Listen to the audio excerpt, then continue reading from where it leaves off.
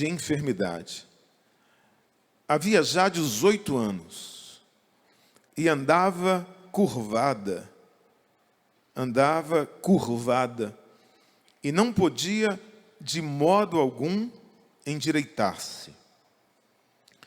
E vendo-a Jesus, chamou-a a si e disse-lhe: mulher, estás livre da tua enfermidade. E pôs as mãos sobre ela, e logo se endireitou e glorificava a Deus.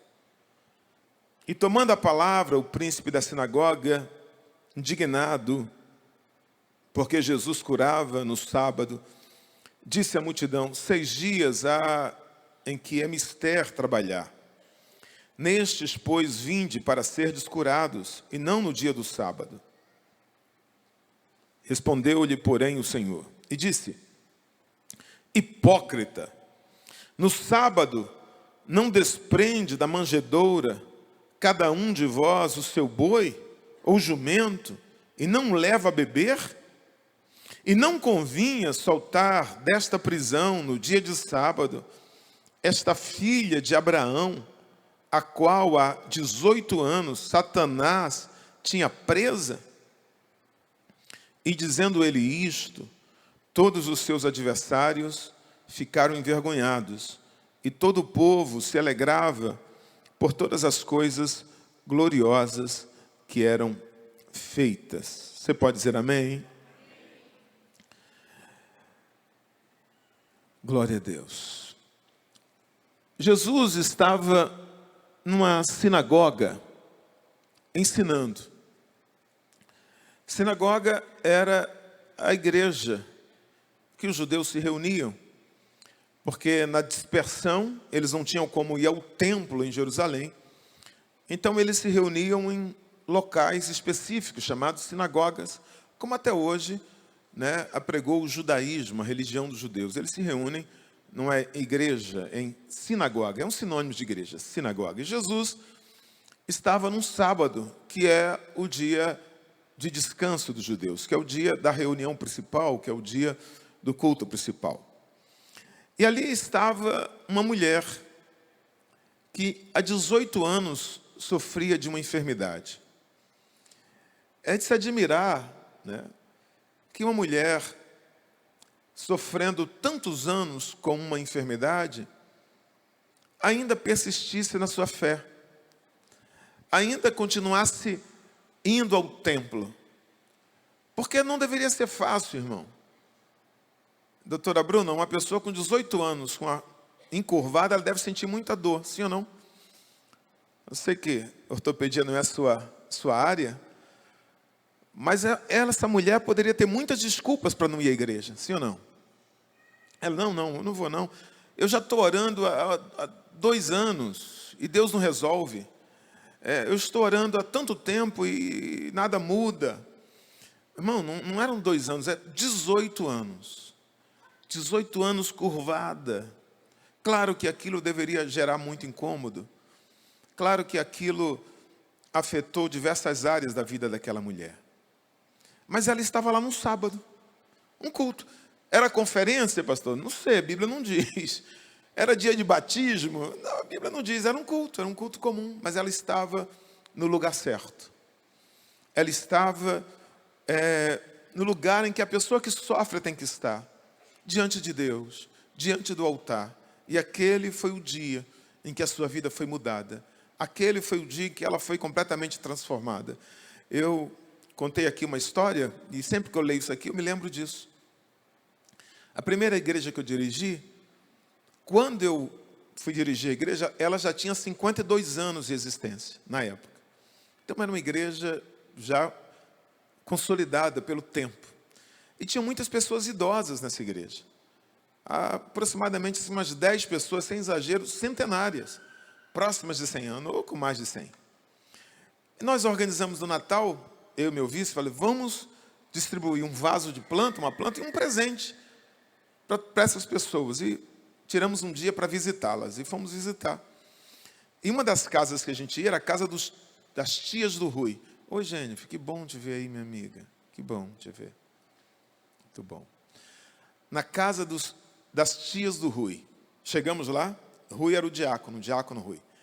Visitamos as duas senhoras, entreguei o presente para uma, entreguei o presente para outra, e uma delas ficou extremamente feliz.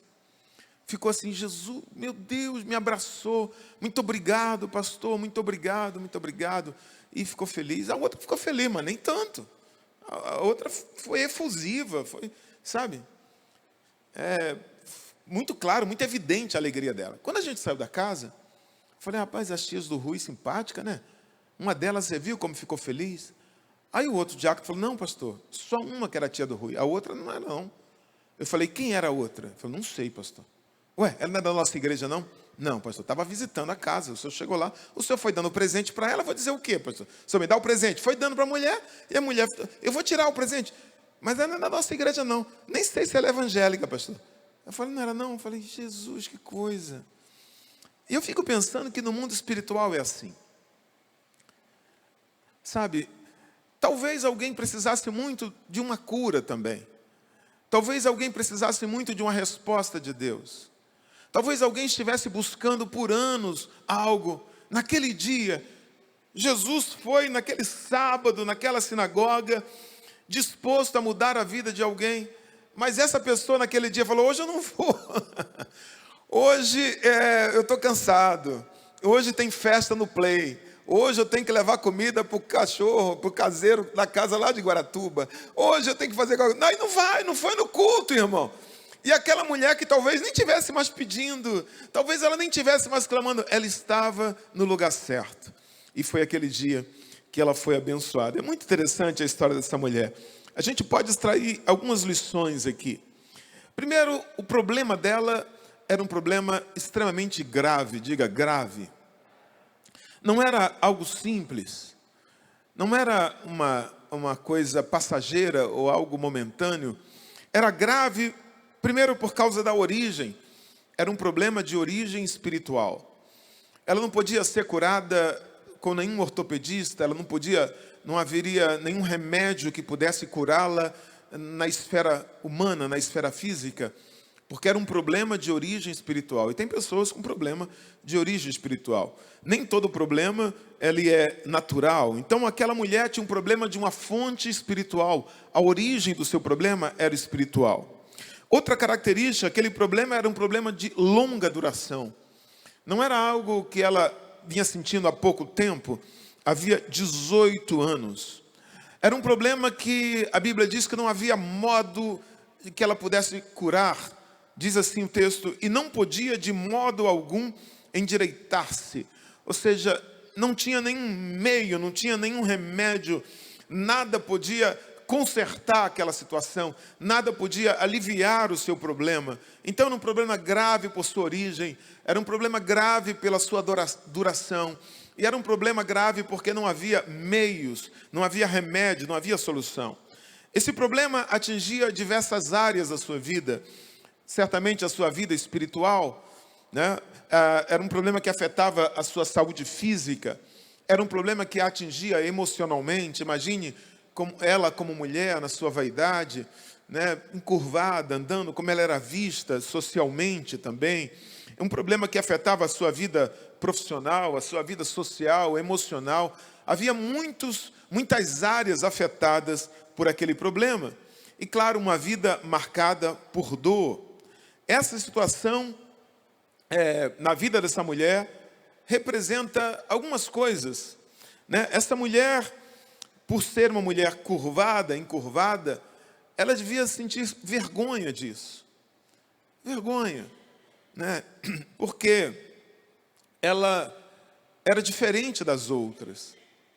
Ela era olhada com aquele olhar de pena, né? Com aquele olhar de dó. Então ela devia se sentir envergonhada.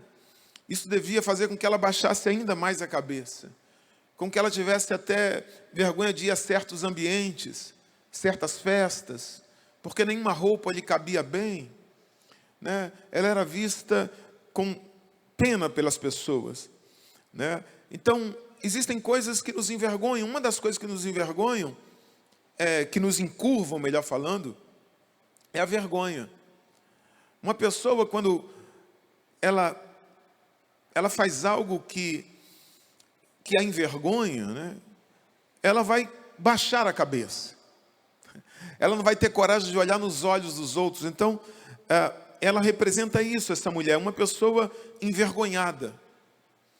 Porque cometeu algo que atingiu a família, que atingiu as pessoas que ama. Então ela sabe as consequências daquilo que fez, atingiu sua família, atingiu sua igreja, atingiu sua empresa, aquilo virou um escândalo. Então essa pessoa, ela vai andar encurvada, ela representa isso. A pessoa encurvada, a mulher encurvada também representa a decepção. Ela é a imagem da decepção, de alguém que criou uma expectativa, de alguém que estava numa situação que as pessoas esperavam dela um resultado, e de repente ela não alcançou aquele resultado, e de repente ela não conseguiu aquilo, então ela se decepcionou. Uma pessoa decepcionada, ela vai se encurvar também. Isso é muito claro, por exemplo, quando você vê um jogador de futebol, ele vai bater um pênalti, né? Então está lá toda a torcida esperando, aquela expectativa, as câmeras em cima dele, e ele corre para bater o pênalti. A expectativa dele qual é? Fazer o gol. A expectativa dele é colocar a bola lá no ângulo. Mas por algum motivo, alguma coisa acontece, ele erra o chute, a bola vai para fora. Qual a primeira coisa quando ele erra o chute? O que ele faz? É natural. É natural. A decepção. Impossível ele errar o pênalti e ficar assim, ó. Ele erra o pênalti. Primeira coisa que ele faz, ele baixa a cabeça. É a reação de uma pessoa decepcionada. Aquele seria um grande dia. Aquele seria um momento de glória. Aquele seria o momento em que ele seria aplaudido, seria levado pelos seus colegas. Mas ele chuta para fora. Uma coisa que encurva as pessoas também é a tristeza, né? Levanta essa cabeça, né? Barriga para dentro, peito para fora. A pessoa triste é uma pessoa encurvada. A tristeza envergonha, a vergonha encurva, a decepção encurva, a tristeza encurva as pessoas. Uma coisa também que vai encurvar alguém é um peso, um fardo. Uma pessoa que leva um peso por muito tempo, ela vai ser uma pessoa encurvada, né? Dor de coluna, muitas pessoas falam que é a síndrome de Atlas, né? Não sei se você já viu aquela imagem de o cara levando o mundo nas costas, né? Toda pessoa que quer cuidar de um número muito grande de problemas, né? Pessoa que quer resolver o problema do mundo, problema dos filhos, dos genros, dos netos, quer levar, essa pessoa vai ter problema de coluna. Coluna, por que a coluna está doendo? Você está levando muito peso. Está levando um fardo muito grande. Então, a vergonha, a decepção, a tristeza, um fardo muito pesado encurva as pessoas. Uma pessoa encurvada, ela vai experimentar algumas consequências. Primeira consequência é a dor. Ela vai conviver com a dor. Não apenas a dor física, mas uma dor. Uma dor que pode ser emocional, uma dor que pode ser espiritual. Uma dor que nada resolve. Em plena festa, em pleno culto, há uma dor. Quando vai dormir à noite, uma dor. Quando acorda, uma dor. Sabe? E não adianta conselho, não adianta o esposo, a esposa. Essa pessoa está encurvada por uma vergonha. Ela está encurvada por uma tristeza. Ela está encurvada por uma decepção. E ela vai conviver com uma dor constante. Uma segunda consequência, uma pessoa encurvada, ela diminuirá a sua própria altura. Uma pessoa que está encurvada, ela poderia conseguir um emprego, ela poderia realizar tantas coisas, ela poderia exercer um ministério na igreja, ela poderia estar em tantas atividades e não está.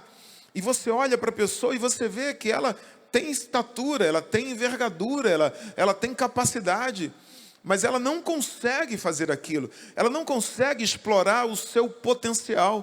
Por quê, pastor? Porque ela está diminuída. Uma pessoa encurvada, ela está diminuída. Ela poderia facilmente atingir 2 metros. Mas por estar encurvada, ela atinge no máximo 1,5 metro. Ela está aquém. Ela poderia fazer muito mais. Ela poderia realizar muito mais. Representa isso, uma consequência de uma pessoa encurvada, é uma pessoa que está abaixo do seu potencial, realizando muito menos do que ela poderia realizar. Poderia ser um excelente pastor, poderia ser um excelente obreiro, mas não consegue trabalhar na igreja. Poderia ser um médico, um engenheiro, um professor, um advogado, nada contra as outras profissões. Não é nada contra uma profissão mais simples, absolutamente. Toda profissão é digna. Mas eu estou falando de uma pessoa que tem capacidade, que poderia fazer mais, mas por uma decepção, por uma vergonha, por uma tristeza que essa pessoa carrega, ela não apenas convive com a dor, ela convive com um quadro que a diminui, que a coloca para baixo, que faz com que ela esteja aquém das suas capacidades. Uma terceira consequência, uma pessoa encurvada, ela não consegue olhar para frente. Ela não consegue olhar para o horizonte. Então ela está olhando para o chão, significa uma pessoa que ela está sempre presa à circunstância. Ela está sempre olhando para o momento, como se o momento atual a definisse. Como se o momento atual fosse tudo que ela tivesse. Você diz, olha, isso vai mudar. Deus tem algo para a sua vida no futuro. Deus vai mudar esse quadro, mas a pessoa encurvada, ela está olhando só para a situação. Ela está olhando para baixo, ela está olhando para o momento. Então ela é incapaz de olhar para o futuro, ela é incapaz de ter uma perspectiva da vida a longo prazo. Então, se no momento ela está desempregada, isso a define. Se no momento ela está passando por uma dificuldade na sua vida pessoal, na sua vida familiar, então ela vai olhar para a sua família e vai dizer, eu sou um fracassado na minha vida social. Se naquele momento ela cometeu algum pecado, alguma falha, então ela está sem exercer o seu ministério na igreja, então ela olha só para aquele momento e ela não é capaz de acreditar que Deus pode levantá-la, que Deus tem um futuro melhor. Ela não é capaz de olhar para o horizonte, tudo aquilo que Deus tem para ela. O salmista disse, eleva os meus olhos para os montes, de onde me virá o socorro? O meu socorro vem do Senhor, que fez os céus e a terra. Ele eleva os olhos. Uma pessoa encurvada não eleva os olhos. Uma pessoa encurvada não é capaz de olhar acima dos montes. Então ela não é capaz de olhar a providência, a cura, a porta aberta, o milagre, a solução, a restauração. Ela olha apenas aquele momento. Uma quarta consequência, uma pessoa encurvada, ela, além de olhar para baixo, ela não consegue olhar para Deus, ela não consegue olhar para os céus, ela não consegue olhar para o alto. Então, são pessoas cabisbaixas, são pessoas encurvadas pela dor, pelo peso. A Bíblia diz que Deus tira Abraão da tenda, diz, Abraão, sai da tenda. Abraão, olha os céus, olha as estrelas. Olha as estrelas, você consegue contar as estrelas, você consegue contar, não, ele não poderia contar, a gente não pode contar as estrelas. E diz, assim será a tua geração, assim será o número dos teus filhos. Deus está alimentando em Abraão o sonho da realização da promessa, da concretização daquilo que Deus tinha para ele. Uma pessoa encurvada, ela não olha as estrelas, ela não olha a promessa, ela é incapaz de olhar aquilo que Deus tem para ela. Sabe, no versículo 11, a Bíblia não diz o nome dessa mulher. Ela era uma mulher anônima, ela era uma mulher desconhecida, não há um nome para ela, ela era uma pessoa simples. Então eu imagino que uma pessoa passando por tantos problemas, sofrendo tantas consequências, essa mulher, evidentemente, tinha o seu emocional afetado, a sua vida espiritual afetada, a sua família, talvez o esposo dela a tivesse deixado, ela havia perdido a sua beleza. Mas veja, a Bíblia não diz o nome dela, não diz de onde ela era, se ela era casada, qual sua profissão, mas a partir do versículo 12, tudo começa a mudar na vida dessa mulher anônima, na vida dessa mulher que sofria há 18 anos. Jesus muda completamente a vida dessa mulher. Primeiro, a Bíblia diz que Jesus a viu. Diga, Jesus a viu. Aquela mulher certamente não era uma pessoa influente na sociedade, porque ela era anônima. Senão a Bíblia teria falado, filha de fulano de tal, mãe de Beltrano, esta mulher. Não, ela era uma anônima. Uma mulher encurvada. Na sinagoga, as pessoas não sentavam como vocês sentam. Não havia uma plataforma tão elevada assim como essa. Então as pessoas ficavam no mesmo plano. Aquela mulher, primeiro por ser mulher, ela era menor que a plateia. E por estar encurvada, ela era ainda menor. Então ela era menor, pequena financeiramente, pequena emocionalmente, pequena socialmente, pequena fisicamente. Mas olha que coisa interessante. Embora o líder daquela sinagoga talvez nunca tenha visto, talvez aquela mulher tivesse tudo para passar despercebida por ser mulher. Talvez ela tivesse ficado mais ao fundo da sinagoga, até para evitar a vergonha. Então ela estava em pé. Mas veja, embora ninguém tenha visto aquela mulher, uma pessoa viu. Quem, pastor? Jesus a viu. Jesus a viu. Jesus vê aquele que sofre. Jesus vê aquele que está sofrendo, aquele que está passando por um momento de vergonha, de dor. Jesus está te vendo. Talvez você diga, poxa, o pastor Jarmuth não me viu. Talvez você diga, vou lá naquela igreja, o pastor Joe nem aperta a minha mão. Talvez você vá naquela igreja e fala, o líder do departamento parece que eu não existo, mas tem alguém aqui que te vê. Não importa o quão pequeno, quão pequena você seja. Não importa se você não tem um papel de destaque importante na sociedade. Existe alguém aqui que te vê. O nome dele é Jesus.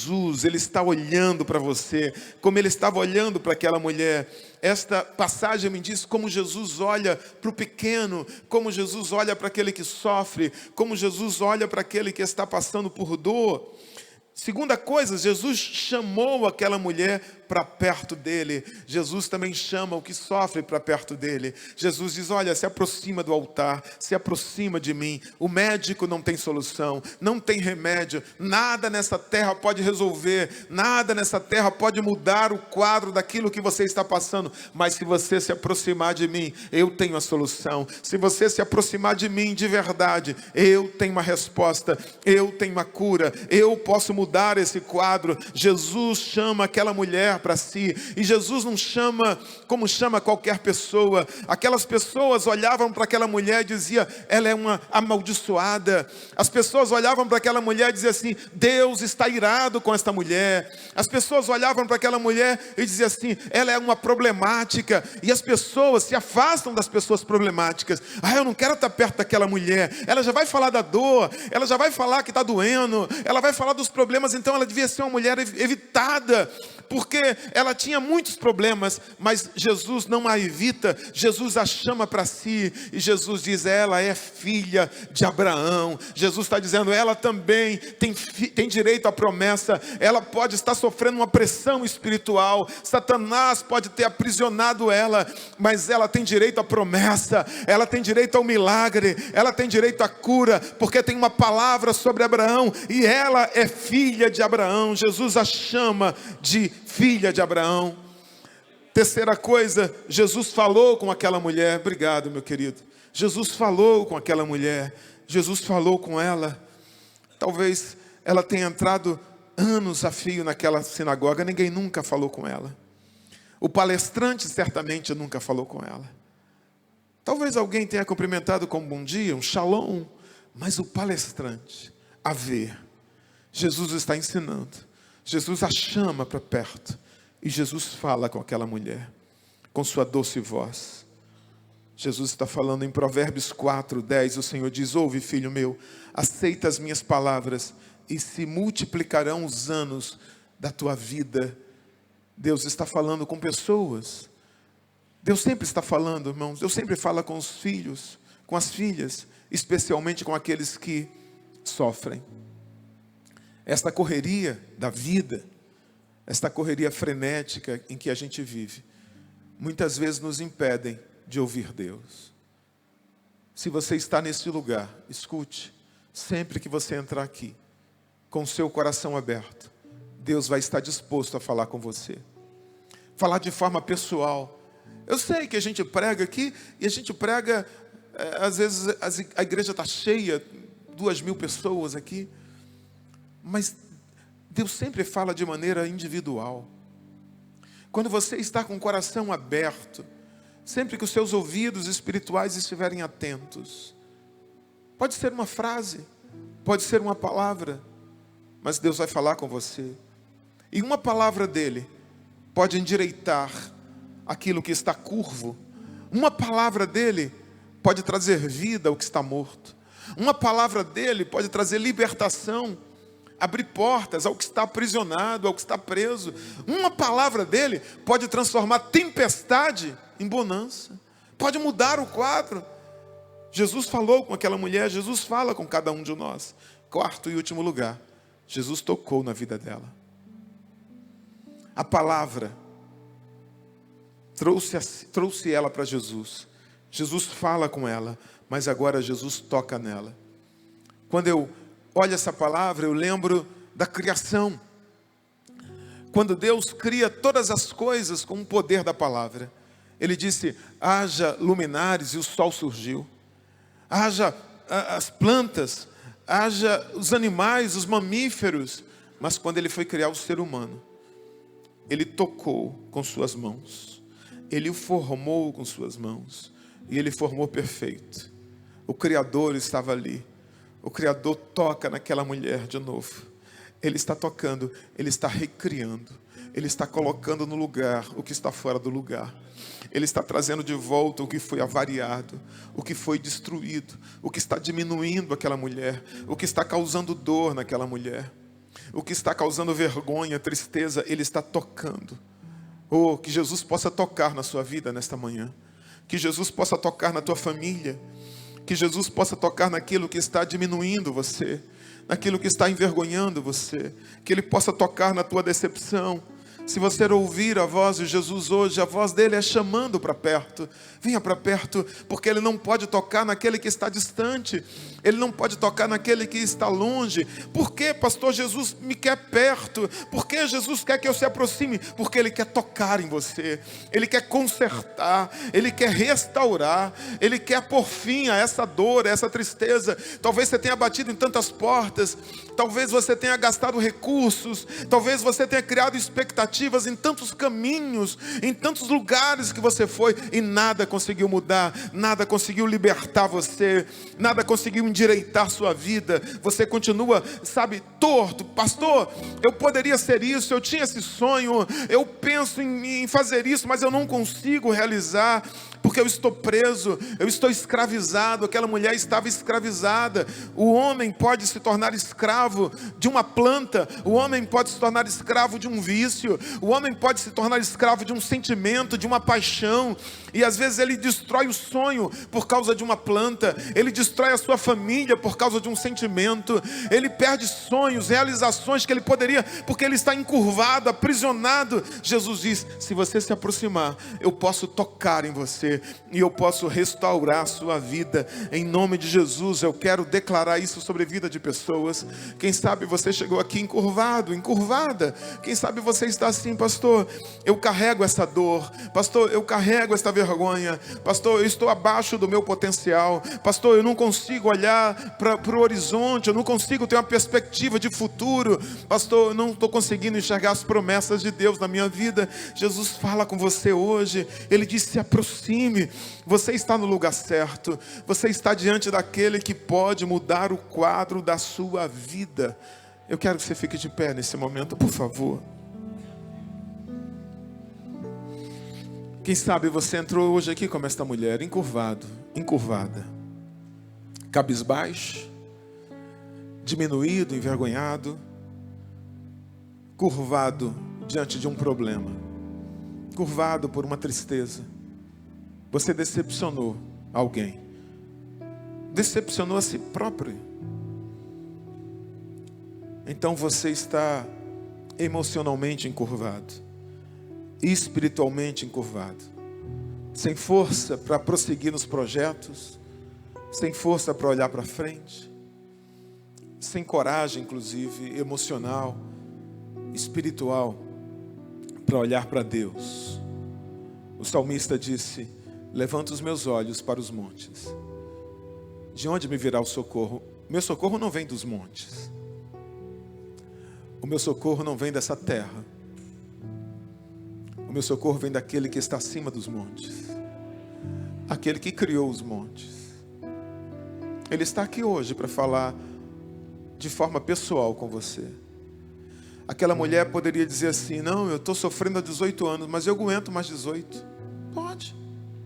Jesus não teria tocado nela, mas ela se aproximou. Eu não posso me endireitar, mas eu posso me aproximar.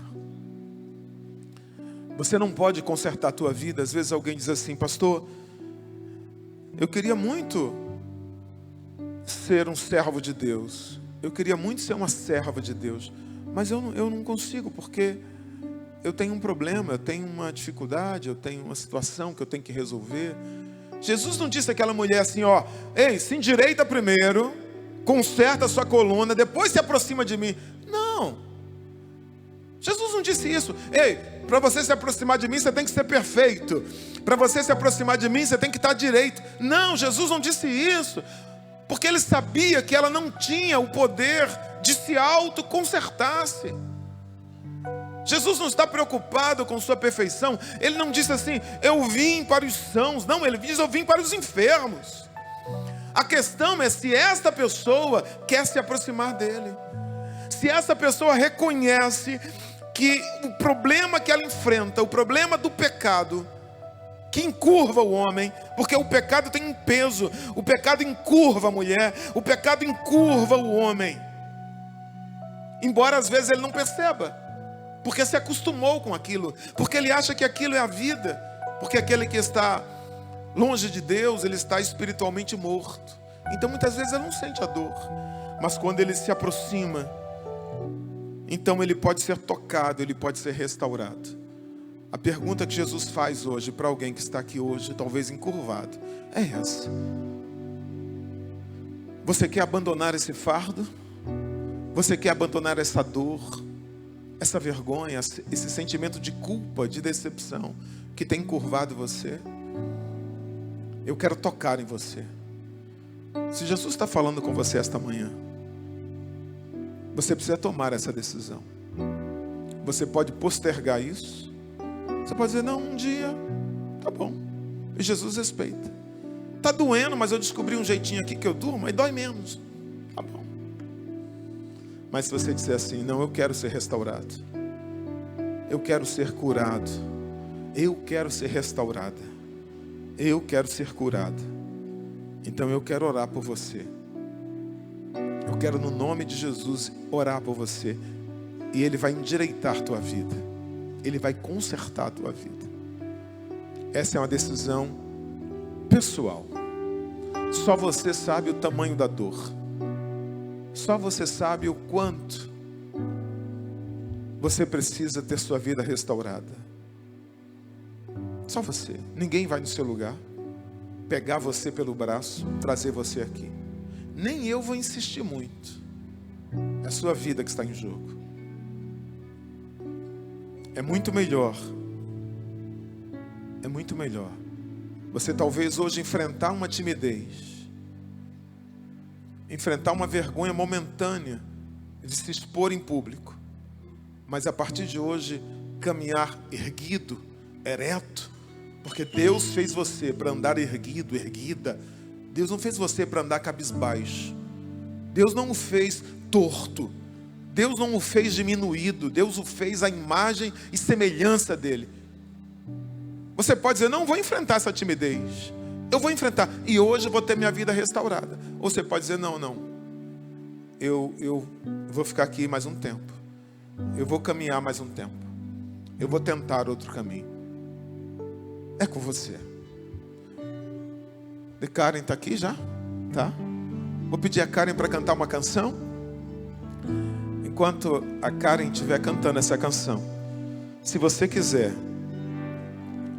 eu vou orar por essas duas classes de pessoas. Primeiro: pastor, eu quero ter uma experiência pessoal com Jesus, com esse Jesus vivo que fala conosco, que toca em nós. Se você quiser ter uma experiência, não estou falando da minha religião, não estou falando da minha igreja, estou falando de ter uma experiência pessoal com Jesus. Pastor, eu estou encurvado pelo pecado. Não estou dizendo para você que é crente que está triste essa semana. Essa semana foi difícil no emprego, essa semana eu discuti com a minha esposa. Não é isso não. Você está encurvado. Você não está conseguindo mais olhar as promessas. Você não está conseguindo mais olhar para Deus. Você está afastado do altar. E você sabe que você precisa se aproximar do altar. Que bom que você veio aqui esta manhã. Que bom que você está como essa mulher encurvada. Você não está legal espiritualmente. Mas você está no lugar certo. Agora você precisa deixar o seu lugar e se aproximar do altar. Eu quero orar por você. Enquanto a cara estiver cantando, se você quiser receber Jesus como Salvador, ou se você quiser voltar hoje ao Evangelho, a casa do Pai, eu quero orar por você. Você precisa sair do seu lugar e vir aqui diante do altar. Eu quero orar por você.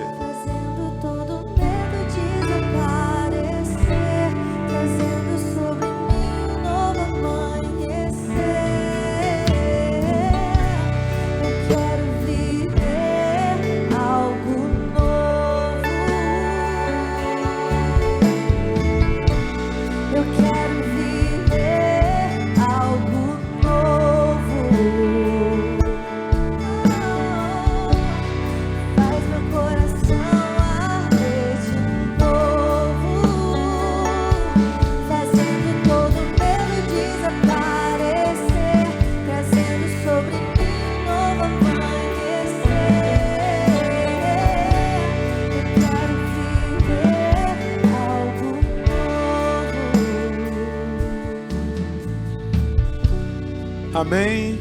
Posso terminar? Vou terminar. Faça assim com sua mão. Logo mais, 18h30. Eu sei que se você escolher ouvir de manhã, muita gente não vai poder vir à noite. Mas se quiser, hoje vai ser o batismo. Eu estou muito animado para o batismo. Que o Senhor te abençoe e te guarde. Que o Senhor faça resplandecer o seu rosto sobre ti e tenha misericórdia de ti. Que o Senhor sobre ti levante o seu rosto e te dê a paz. Diga amém. Deus te abençoe. Cumprimente mais 5 pessoas. Desejo um bom domingo. Deus te abençoe. Vá na paz.